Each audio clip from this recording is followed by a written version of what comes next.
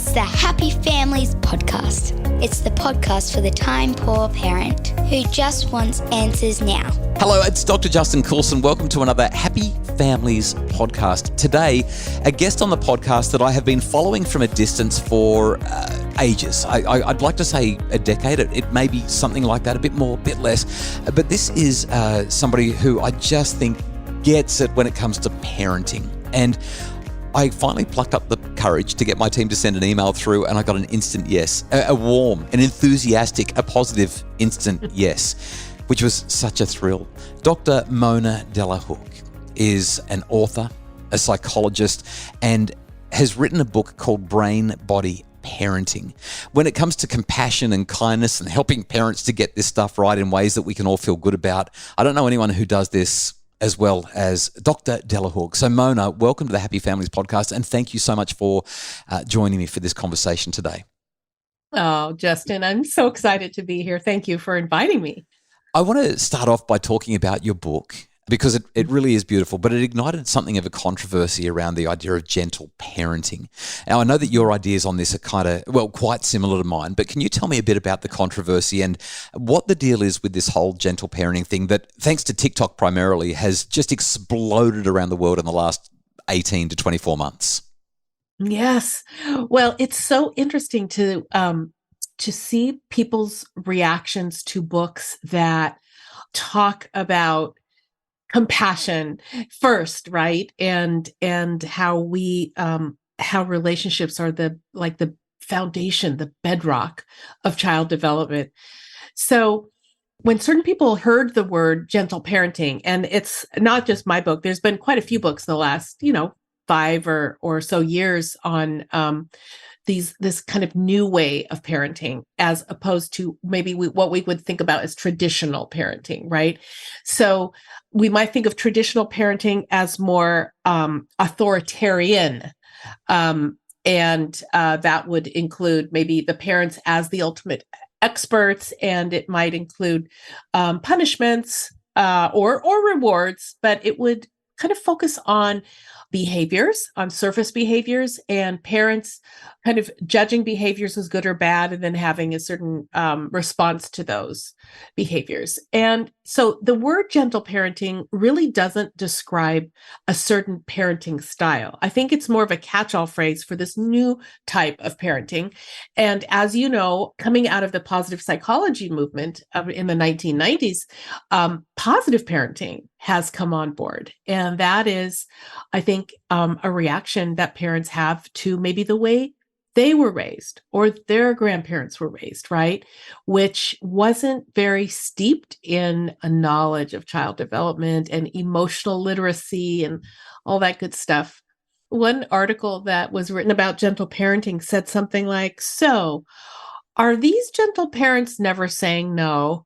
And are these gentle parents letting their kids throw rocks at cars as they drive by, And there is, I think, this misconception that gentle parenting is parenting that is coddling or doesn't have any sort of boundaries. And that's really not the case, but people, I think, who are concerned that parenting approaches don't have a level of boundaries and parents as the guide and as the authority mistake that word. So it's not coddling, in my opinion, and the research that I'm particularly interested in and wrote my book about is actually a subtopic of gentle parenting, which is responsive parenting. That's linked in the literature to a lot of great things, a lot of great pieces of development, especially resilience. When we look at this idea of gentle parenting, people seem to push against it because of the concept of permissiveness, right? If you're going to be gentle, that means you're going to say, oh, that's okay, sweetheart. It's just fine. Don't worry about it. You can do whatever you like and I'll look after you. Don't worry about that. And I like this distinction that you draw between the concept of being a gentle parent, which I also chafe at. I don't find that helpful. And this idea of being a responsive parent. Can you describe a little bit more about responsive parenting and what that looks like, what that means? Yes. And I'm glad you brought the word up, permissive, because that's another myth, I think, that's around there, that if you're a gentle parent, that you're permissive, that you don't say no, right? So yes, and absolutely, if you don't say no, that would be a problem, because children, obviously, toddlers can't raise themselves, and children do need guidance. The world of responsive care and responsive parenting has to do with customizing our interactions to what each child needs in real time. What does that mean? It means reading a child's cues, looking at what we call their nervous system, which is your brain and body are always creating behaviors. Behaviors don't come out of nowhere. They're very meaningful and they mean something. And what challenging behaviors are, what many parents are concerned about, behavioral challenges or oppositional, defiance, those kinds of things. What we know now is that those kinds of behaviors are generally stress responses in the nervous system. So responsive parenting thinks of behaviors as the tip of the iceberg, and we go below the waterline and we really understand, we take time to understand, what's the child experiencing right now? What's driving this behavior? And then we go for that, supporting that at that level, not just saying, oh, you're misbehaving, you have to go to your room, or you lose out on dessert tonight, something like that. When I talk about these kinds of ideas with parents, Mona, and I'm sure this happens for you as well, parents will say, well, that's all well and good that there's some sort of unmet need driving the behavior. You're telling me that I'm supposed to figure out what the need is, but I don't want to meet the need, because isn't that going to reinforce the bad behavior? A lot of parents will actually see this as being another form of permissiveness or a form of reinforcement. What's your response when parents say that kind of thing? I don't actually believe that all misbehaviors are unmet needs. So I very much appreciate the work of Ross Greene. And he says that all misbehaviors are unmet needs. But here's a different lens for that. Agitated behaviors and extreme misbehaviors are evidence of nervous system distress and are not purposefully chosen by the child. So they are subconsciously driven, meaning those behaviors are instincts and they're automatic. Those are called body up or bottom up behaviors. And so we have to understand that there's a difference between top down behaviors, like if a child sneaks into your bedroom and takes your iPad and lies about it. Okay. That's a top down behavior. But a tantrum, or a child running out into the street, or a child spitting or kicking or hitting, or saying, I hate you. Or say, I hate you. You're the worst. I want you to die. I mean, those are, guess what? They're not purposeful. They're instinctual. And the child doesn't know it. So this is kind of the paradigm shift I'm talking about in brain-body parenting, is that we have to understand what we're dealing with. If we're dealing with a purposeful misbehavior, then that takes us down one road. If we're dealing with an automatic stress response, that takes us down another road. So when parents say, I don't have the time to become a detective, that I get it. You don't have to be a detective. All you have to do is stop and observe what's happening on your child's body. We call them behavioral biomarkers. And that's going to give you a clue. You can do that in 3 seconds or less. So give me a practical example. I've got a child who's screaming, I don't want to go to bed. I'm not tired. You don't know anything. I hate you. You're the worst parent in the world, because they're 3 and they're excited to hang around with their 8-year-old brother or sister who's having all the fun and staying up an extra 30 minutes. Yeah. What's the responsive parenting approach? What's the response to a bottom-up nervous system explosion that's leading to this challenge? Because it's so different to the traditional way of parenting. So different. Yeah. Okay. So we really quickly take into account 3 things. Number 1 is that development of self-regulation. So we know that this 3-year-old does not have something called self-regulation. I know The plenty of ability, adults that struggle with that. So and plenty of adults. that's right. That's a steep learning curve. Yeah. So first of all, there's something called the expectation gap. And we think that little ones, just because they can control themselves some of the time, that they should be able to do it easily all of the time. Completely wrong. So self-regulation is not there. That's your background information. So what do you do? Okay. A toddler that's screaming in their jammies, they're not going to go upstairs. The more you ask them to start, or to their bedroom, the more they walk to their bedroom, all of a sudden they have a red face. They may be, their heart's beating really fast. They are moving fast. The faster the child's body or mouth is moving, the more stressed out the nervous system is. So a 3-year-old screaming and crying, tell yourself, first of all, you calm yourself down, because we can't calm down a revved up nervous system unless we are calm ourselves. I know that's hard, but we take a breath. If we're okay enough, we proceed. If we're not, we get help or we stop. Because when we are in that, what we call red zone, and the child's in the red zone, that's when bad stuff happens. That's when we say or do things that we regret later and things don't turn out well. So steady yourself. Tell yourself this is a self-regulation problem. This is not a misbehavior. And then we go to calm the nervous system. And for a child who is, again, if they're moving super, super fast, the general idea is that we reduce stimulation. We talk less. We turn the lights down.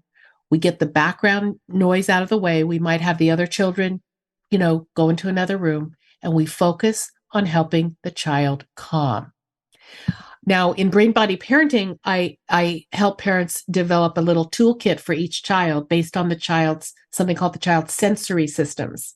So our sensory systems is how through our, what we hear, what we see, what we feel, the movement. Each child has a different toolbox that's needed to calm them down. So we use those techniques from our toolbox to help calm the child's nervous system till they get to a place where they can talk to us again. That's called the green zone. So we go from the red zone to the green zone. And once you know your child, and once you get the steps right, check with your child, what color are they? If they're red, you go one way. If they're green, then you can start to talk to them and to read a book and to reason with them and put them down for sleep when they're calm again. The calm body is what we're going for. I feel calm just listening to you talk through the process. Something that I talk to parents about all the time is that when emotions are high, intelligence tends to be kind of low, and also that emotions are contagious. So we catch our kids' chaos and their cranky and their craziness, and they also catch that from us. So everything that you're saying there is really beautifully in harmony with the approach that I'd normally share with the parent. That's so true. Emotions are contagious. Yeah. And this idea, I'm fascinated by the work that you've done in brain body parenting. I know that resilience is something that parents are really worried about at the moment. Some parents will say, "Oh, but if I'm going to respond to my child like this all the time, number one, I don't always have the time for it. Like if we've got to get out the door to school, they've just got to get in the car, and I'm not going to sit down and try and calm their body down. I'm going to be late for work." So there's the practical realities of it that a lot of parents will struggle with. And I want to ask you about that, but I also want to talk to you about how this affects the resilience of the child in terms of working through hard things. I know that's an area that you've really concentrated on in the book. Yes. I know that's a double-barreled question. It's two questions in one, but I wonder if you can first of all talk about the time constraints issue and the practicality of always being responsive. But then also what that does for resilience, if you can just sort of have one flow into the other. Well, let's first talk about the practical, because I think that's so important, because I'm sure neither of us want parents to be listening to this and thinking, well, I don't have time to do it right, and we don't want more parent guilt. We are burdened enough as parents, right? We don't want to be beating ourselves up. We want so much self-compassion. So I don't have time. Yes, you're right. And our collective cultures aren't set up to develop resilience very well. So I'll just say that one big, meta view of the whole question of parents saying, like, how do I do this? That's a really good question. And parents are parenting in isolation more now than ever before. The Industrial Revolution was only several hundred years ago. We were parenting in groups only several hundred years ago, 1,000 years ago in our phylogenetic history. It wasn't like this. Parents, you were not as alone as you are now. Our cultures are alone. Our Western cultures, we're doing too much. And that's why our children's resilience is suffering. We're expecting them to regulate their little bodies too much, too soon. So it's a societal question, number one. But number two, I think the parents that I've worked with, this doesn't necessarily take longer. Once you get into the hang of it, it actually helps children develop more cooperation. So while it sounds like labor intensive in the beginning, the main thing is our mind shift. Because when a child sees a soft look on your face, when they're refusing to put their shoes and socks on, and they see you go from saying, hurry up, we got to go out the door, you're going to be late to school, to, oh, sweetheart, getting these shoes and socks on, and then now we're rushing so fast, mommy or daddy, I'm being really, really rough right now. I'm really kind of yelling and I'm upset. You know what? Let's slow things down for a second. And then look at them with care and concern. It's amazing how that emotional contagion of calmness helps children calm. So doesn't necessarily take more time. But I think it also takes a mind shift. Yeah. And I would add practice. Like sometimes we try it and we're like, oh, I got it totally wrong, or none of that worked at all. It is one of those things that we really have to practice. Mona, I feel like a conversation with you is, this is going to sound totally really cheesy, but it's kind of how it feels, like a great big warm hug. I've loved talking with you. I wish we could keep on chatting. Unfortunately, time's going to get away from us just now. But if people want more information about the work that you do, we're going to link to your book, Brain Body Parenting, in our show notes. But if they want to follow you and get to know you a little bit more and obviously improve their parenting and their interactions with their kids, where would you send them? Oh, it's just such a joy to connect with you, Justin. My website is monadelahook.com, and I'm on Facebook, Mona Delahook PhD, Instagram, LinkedIn, and at this point, still Twitter, Dr. Mona Delahook. So find me anywhere. And I would love to connect with people on social media. I post interesting studies, tips, and kind of neuroscience-based information as I translate it for parenting as every day, as whenever I can. Well, I appreciate it so very much. Lovely to talk with you on the Happy Families podcast. Thank you again. Likewise. Thanks so much. The Happy Families podcast is produced by Justin Rulon from Bridge Media. Craig Bruce is our executive producer. And for more information about making your family happier, check out Mona's website, her Facebook page, and also visit happyfamilies.com.au.